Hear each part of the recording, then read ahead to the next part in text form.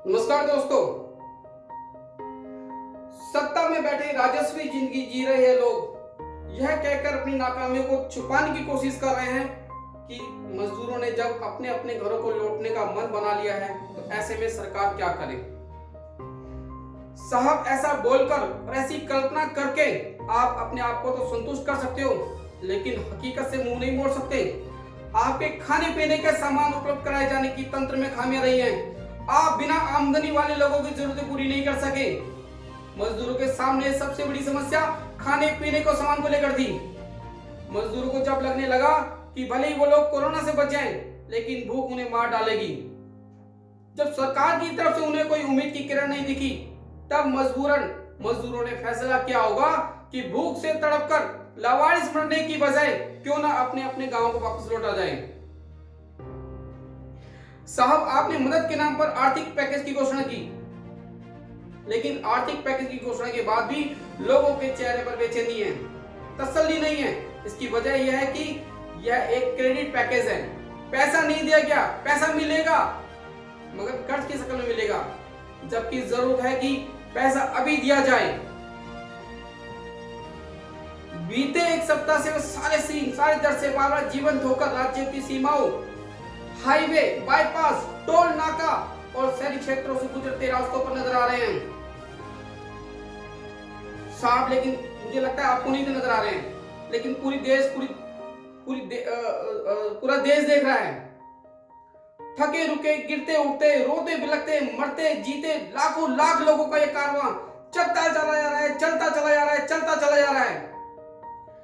कल्पना कीजिए, सैकड़ों किलोमीटर पैदल चलने के लिए पहला कदम उठाने का दुस्साहस करने वाले इन मजदूरों के लिए बह, भूख और भाग्य का चक्रव्यूह कितना भयावह है।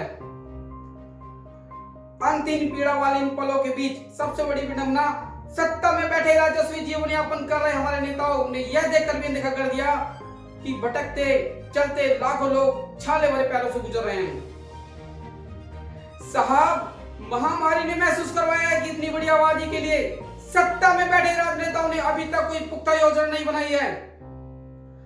केंद्र और राज्य सरकारें इन्हें अपनी अर्थव्यवस्था सुधारने का कल पुर्जा समझते रहे हैं। जैसे ही मशीनें थमी, सारे पुर्जों को बाहर निकाल फेंका। साहब, भूला तो यह भी नहीं जाना चाहिए कि लोकसभा विधानसभा चुनाव में मतदान प्रतिशत बढ़ाने के लिए राजनीतिक पार्टियां इन्हीं मजदूरों को खुश करने के लिए किसी भी हद तक जाने को तैयार रहती हैं। और अब आप इन्हें आत्मनिर्भर बनने के नाम पर बेहाल और बेसहारा छोड़ दिया गया है। मौजूदा सरकार कम से कम कुछ ऐसा तो जरूर करे जिससे उसके अस्तित्व में होने का आभास ही बना रहे। ऐसा तो फील हो हमें कि हमने जिस सरकार को चुना है वो जिंदा है या मर गई है, या उसके ऊपर जो सत्ता में लोग बैठे हैं मरे हुए बैठे हैं। बाकी जनता को फैसला करना होगा कि जिन लोगों को हमने सत्ता में बैठाया, आज संकट की घड़ी में मदद करने की बजाय वो लोग हमें आत्मनिर्भर बनने का ज्ञान देकर अपनी जिम्मेदारी से कितनी आसानी से मुंह मोड़ रहे हैं। अब समय आ गया है जनता को सावधान होने का। दोस्तों, भले ही नेताओं को मजदूरों की पीड़ा नजर नहीं आ रही, लेकिन आपने देखा होगा और कलेजा भी फट रहा है उनकी हालातों को देखकर। बाकी तो नमस्कार, मैं फिर आता हूं नए सब्जेक्ट के साथ।